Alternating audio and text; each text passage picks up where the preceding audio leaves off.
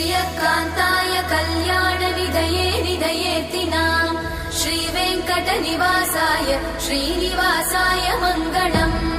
लक्ष्मी सविभ्रमालोकसुभ्रूविभ्रमचक्षुषे चक्षुषे सर्वलोकानां वेङ्कटेशाय मङ्गलम्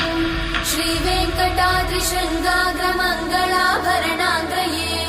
मङ्गलानां निवासाय श्रीनिवासाय मङ्गलम् सर्वावयव सौन्दर्य सम्पदा सर्वचेतसां